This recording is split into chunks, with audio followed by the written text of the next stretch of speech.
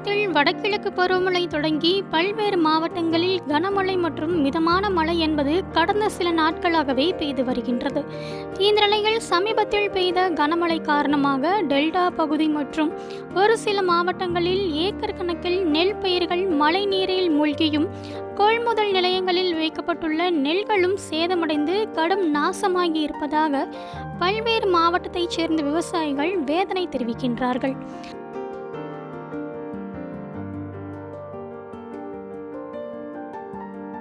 ராமநாதபுரம் அருகே உள்ள காவனூர் கிராமத்தில் 1000 ஏக்கரில் கடந்த மாதம் உழவு செய்து நெல் விதைப்பில் ஈடுபட்டார்கள்.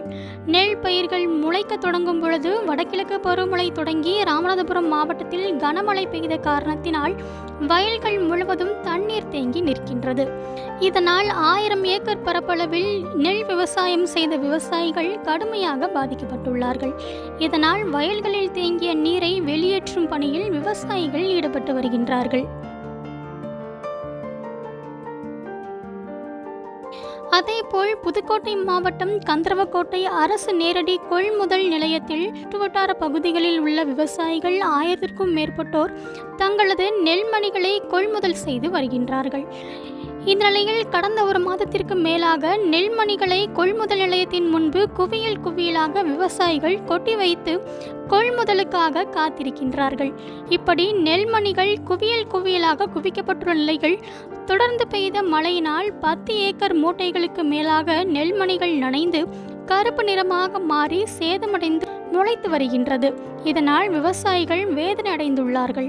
ஒரு நாளைக்கு 1000 மூட்டைக்கு மேல் நெல் கொள்முதல் செய்ய தமிழக அரசு நடவடிக்கை எடுக்க வேண்டும். நெல் கொள்முதல் நிலையங்களில் கூடாரம் அமைத்து நெல்மணிகளை காத்திட தமிழக அரசு நடவடிக்கை எடுக்க வேண்டும் என்று கோரிக்கை விடுத்துள்ளார்கள். நெல் நெல்மணிகள் முளைச்சி நாங்கள் 3 மாதம் பஸ்ட்ட கஷ்டம்லாம் வீணாக போகுது. இது அரசு இதை உடனடியாக கவனத்துக்கு கொண்டு நெல்லுக்கெல்லாம் கட்டித்தரணும். இதுக்கு முழுமையாக உடனடியாக அப்பக்கப்போ உடனடியாக அதை நெல்லை கொள்முதல் பண்ணுங்கிறத அரசுக்கு ஒரு கோரிக்கையாக வைக்கிறோம். அதேபோல் மதுரை மாவட்டம் சோழவந்தான் பகுதியில் கருப்பட்டி, இரும்பாடி, பொம்மன்பட்டி, அம்மச்சியாபுரம் உள்ளிட்ட கிராமங்களில் விளைவித்த நெல்லை விற்பதற்காக நெல் கொள்முதல் நிலையங்கள் திறக்காததால் மழையில் நனைந்து நெல்மணிகள் முளைக்கும் சூழ்நிலை உருவாகியுள்ளது.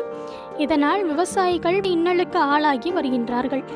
வாடிப்பட்டி அருகே பொம்மன்பட்டி கிராமத்தில் 1000 மூட்டைகளுக்கு மேல் நெல் குவிக்கப்பட்டு நனைந்த நெல்களை உலர வைக்கும் பரிதாப நிலைக்கு விவசாயிகள் தள்ளப்பட்டுள்ளார்கள்.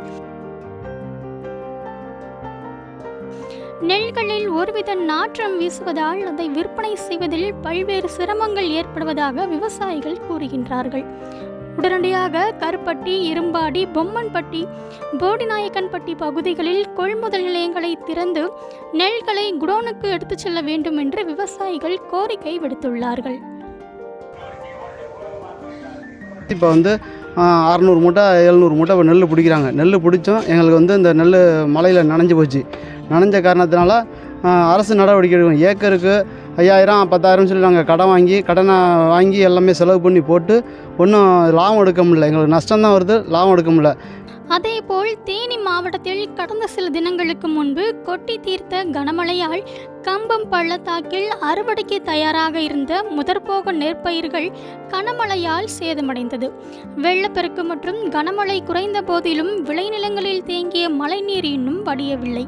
இதனால் டெல்டா மாவட்டங்களை போன்று கம்பம் பள்ளத்தாக்கிலும் விவசாயிகளிடம் கொள்முதல் செய்யப்படும் நெல்களின் உள்ள ஈரப்பதத்திற்கான அளவை அதிகரித்து தர வேண்டும் என்றும், முக்கியமாக கம்பம் பள்ளத்தாக்கில் உள்ள விளைநிலங்கள் பாதிப்புக்கு காரணம் நீர்வளத்துறையினர் கட்டுப்பாட்டில் உள்ள கண்மாய், வாய்க்கால்களை முறையாக பராமரிப்பு செய்யாததே என்று குற்றம் சாட்டியுள்ளார்கள்.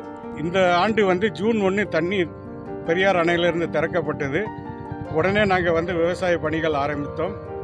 இப்போ அறுவடை நேரத்தில் இருக்கும்போது திடீர் கனமழையால் பயிர்கள் சேதமடைந்தன. நிறைய இதில் வயலில் தண்ணி ஏறி அறுவடைக்கு ரெடியாக இருந்த பயிர்கள் சாஞ்சு நெல் பயிர்கள் ஈரமாகி சில இது முளைக்க ஆரம்பித்து ஒரு 3ல் 1 பங்குக்கு மிகப்பெரிய சேதம் அடைந்திருக்கு. சேதமடைகிறது பொதுப்பணித்துறை, நீர்வளத்துறை கண்மாய்களையும் வாய்க்கால்களையும் சரியாக பராமரிக்கிறதில்லை. நீங்கள் நிறையா இது பார்த்தீங்கன்னா இப்போ மெயின் ரோடு பக்கத்துலேயே வாய்க்காலில் இருக்கான்னு காமிக்கிறேன். அது ஒழுங்காக தூர் வராமல் இருக்கிறதுனால தண்ணி ஈஸியாக போக மாட்டேங்குது. அதேபோல் திருவாரூர் மாவட்டத்தில் 1,50,000 ஏக்கர் குறுவை நெல் சாகுபடியில் விவசாயிகள் ஈடுபட்டிருந்த நிலையில் கடந்த 10 நாட்களுக்கு மேலாக கனமழை பெய்து திருத்துறைப்பூண்டி மற்றும் சுற்றுவட்டார பகுதிகளில் அறுவடைக்கு தயாராக இருந்த 3,000 ஏக்கர் நெல் பயிர்கள் வயலில் சாய்ந்து முளைக்க தொடங்கியதால் விவசாயிகள் வேதனை அடைந்துள்ளார்கள். ஒரு ஏக்கருக்கு 35,000 ரூபாய் செலவு செய்துள்ள நிலையில் அறுவடை நேரத்தில் தொடர்ந்து பெய்து வரும் கனமழையால் நெல் பயிர்கள் முற்றிலும் பாதிக்கப்பட்டுள்ளதாகவும் உடனடியாக அரசு அதிகாரிகள் பார்வையிட்டு ஆய்வு செய்து கணக்கெடுப்பு நடத்தி விவசாயிகளுக்கு உரிய இழப்பீடு வழங்க வேண்டும் என்று கோரிக்கைகள் விடுத்துள்ளார்கள்.